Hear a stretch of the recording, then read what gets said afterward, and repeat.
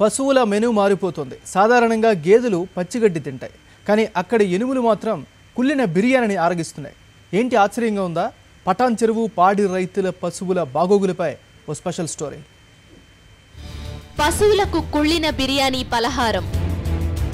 హైదరాబాద్ శివారులో పాడి రైతుల పాడు బుద్ధి. మూగజీవుల ప్రాణాలతో చెలగాటం. అధిక పాల ఉత్పత్తి కోసం కుళ్ళిన బిర్యానీ. పచ్చిగడ్డి కొరతతో వ్యర్థాల మేత. అన్నదాతకు ఆసరాగా నిలిచిన పాడి పశువులకు మేత కొరత ఏర్పడుతోంది. పాల ఉత్పత్తిపై ఆధారపడే పాడి రైతులు ఇప్పుడు ఈ పశు కొరతను అధిగమించడానికి పశువుల మేతను మార్చేశారు. హైదరాబాద్ నగరం నుంచి వ్యర్థాలతో పాటు కుళ్ళిన బిర్యానీ కూడా ఇప్పుడు పల్లెల్లో పశుమేతగా వినియోగిస్తున్నారు.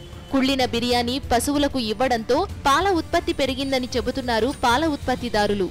దానాలు ఖర్చులు ఎక్కువ అయ్యి కిలో పత్తి 20 రూపాయలు అయ్యి దానాలు బయట పోలేక బతకలేక ఈ దందాలు చేసుకుంటే రబ్బీస్ పెడుతున్నాం. ఇందువల్ల మాకు ఎలాంటి ప్రయోజనం లేదు, నష్టమే తప్ప ప్రయోజనం లేదు. ఒక్కొక్క బర్రె 1,00,000 రూపాయలు పెట్టి తెస్తున్నాం. తెచ్చి కూడా ఈ రబ్బీస్ పెడితే 2.5 లీటర్లు ఇచ్చే బర్రె 5 లీటర్లు పాలిస్తుంది.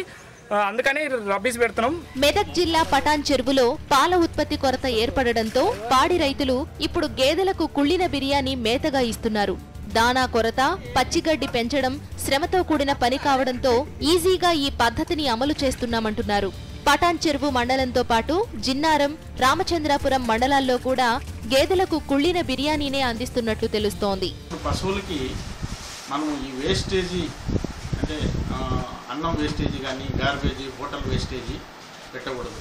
ఎందువల్లంటే పశువులు ఆవులు, గేదెలు, మేకలు, గొర్రెలు ఇవి రూమినెంట్స్, అంటే వీటికి పొట్ట 3 అరలుగా ఉంటుంది.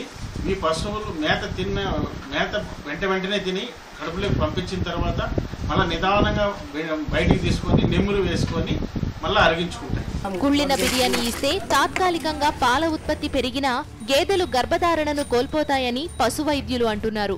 మూగజీవుల జీర్ణాశయాలు దెబ్బతింటాయని చెబుతున్నారు. ఒక గార్బేజీ ఒక బిర్యానీ అన్నం కానివ్వండి, మామూలు అన్నం కానీ మిగిలిన అన్నం పెట్టినందువల్ల ఈ యొక్క అరుగుదల తక్కువైపోయి ఆవులు, గేదెలు, మేకల్లో అసిడిటీ అనేది ఇమీడియట్లీ ప్రొడక్షన్ ఎక్కువ వచ్చింది. ఈ యాసిడ్ ప్రొడక్షన్ వల్ల పశువుకు రాను తర్వాత తిన్న ఆహారము అరుగుదల తగ్గిపోయేసి ఈ యొక్క చిన్న అరల పొట్ట అనేది ఒకటి ఉంటుంది. దాంట్లో యాసిడ్ ఎక్కువ ప్రొడక్షన్ అయిపోయి బిగదీసేసి ఎక్కువ గ్యాస్ ప్రొడక్షన్ వచ్చేసి పశువు చనిపోయే ప్రమాదం ఉంది. పశువులకు కలుషిత ఆహారం ఇస్తే ప్రమాదమని తెలిసినా పాడి రైతులు తాత్కాలిక ప్రయోజనాల కోసం కుళ్ళిన బిర్యానీ పెట్టడం సరికాదని పశు వైద్యులు అంటున్నారు. రైతులు ఏం చేస్తున్నారంటే టెంపరీగా ఈ యొక్క ఆహారం ఇచ్చినందువల్ల మిల్క్ ప్రొడక్షన్ ఎక్కువ ఉందని అపోహతో అది ఎక్కువ ఆహారము పచ్చిగడ్డి ఈ యొక్క దానా తగ్గించేసి ఇవి ఎక్కువ వాడుతున్నారు.